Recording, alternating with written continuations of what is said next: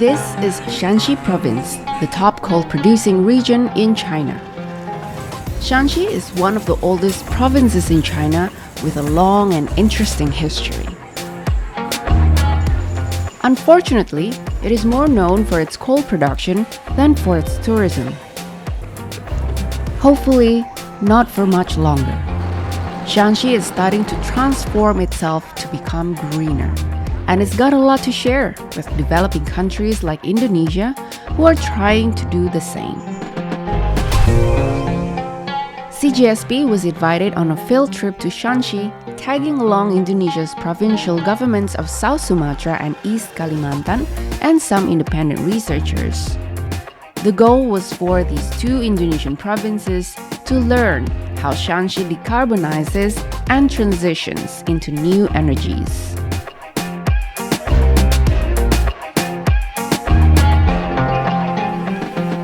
During the trip, the delegation saw that Shanxi's industrial capabilities were impressive. It has companies that can turn coal into hydrogen, a type of clean fuel. It applies the principle of a circular economy, for example, by not throwing away industrial waste, but processing it further into fertilizer.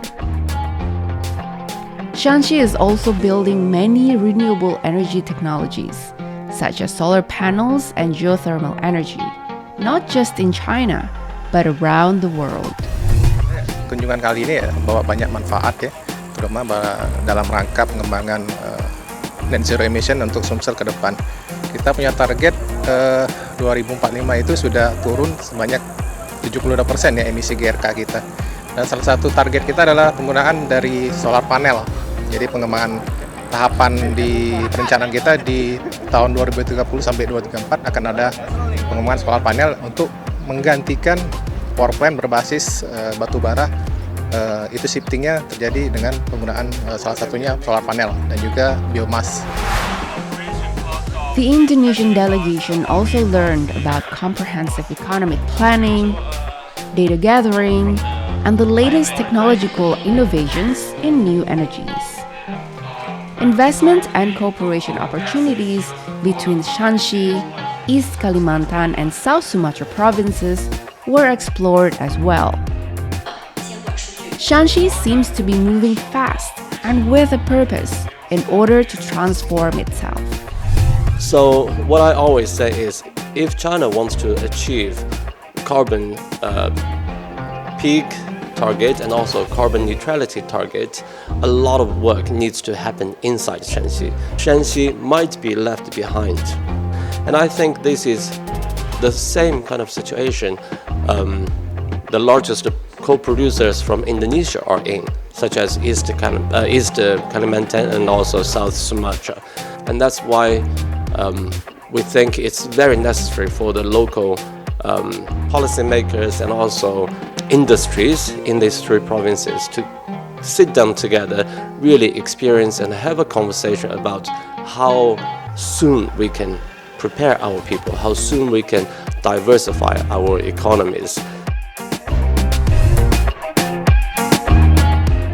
In 2023, Shanxi produced over 1.3 billion tons of coal, which was nearly 30% of China's raw coal production. By comparison, Indonesia's two largest coal producers, East Kalimantan and South Sumatra, produced 294 million tons and 96.5 million tons, respectively. Chinese President Xi Jinping has said that China will gradually reduce domestic coal consumption starting 2026. A piece of good news, but there is no exact deadline for a phase-out just yet. This is why for countries like Indonesia, which exports coal mainly to China, demand may presently look stable. And that is why coal producers are still churning out coal. Shanxi may very well be building impressive renewable energy technologies and may inspire Indonesia to do the same. But when will the two countries stop producing coal entirely? A more concrete plan is needed. What we would want is a more ambitious phase-out timeline. And we need it now. CGSB reports from Shanxi. Until next time,